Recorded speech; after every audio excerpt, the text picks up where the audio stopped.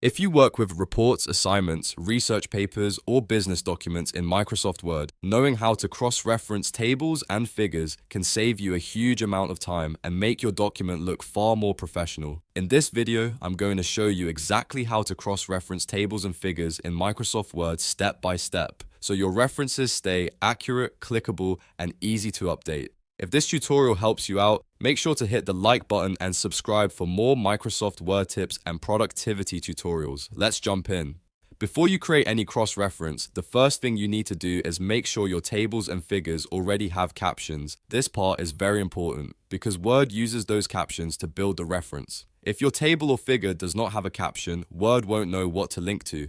To add one, right-click the table or figure, then choose Insert Caption. From there, Word will let you label it properly, such as Table 1 or Figure 1, depending on the type of object you're working with. Once the caption is added, you're ready for the next step.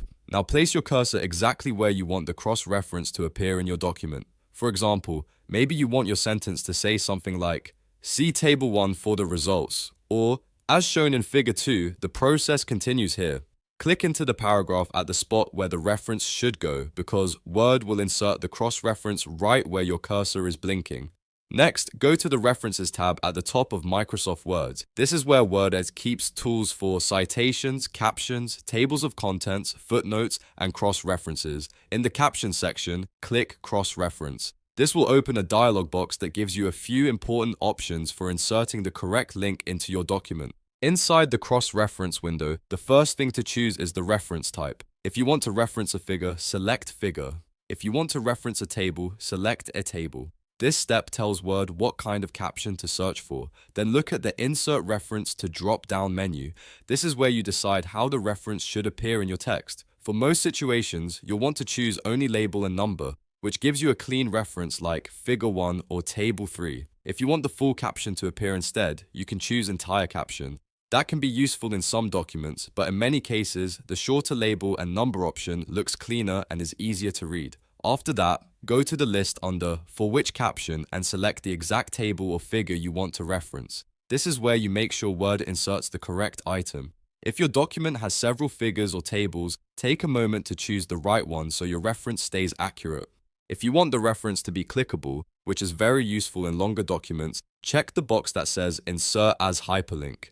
This means that if someone clicks the reference later, Word will take them directly to the table or figure you referenced. That makes navigation much easier, especially in reports, manuals, and academic documents. Once everything looks correct, click Insert and then close the window. Word will place the cross-reference directly into your text at the cursor location. You should now see your table or figure reference appear exactly where you wanted it. One of the best things about using cross-references is that they can update if your document changes. So if you add new tables, delete figures, or reorder content, you can update the fields later and Word will refresh the numbering for you. That helps prevent mistakes like referring to a table as Table 1 when it has actually become Table 2.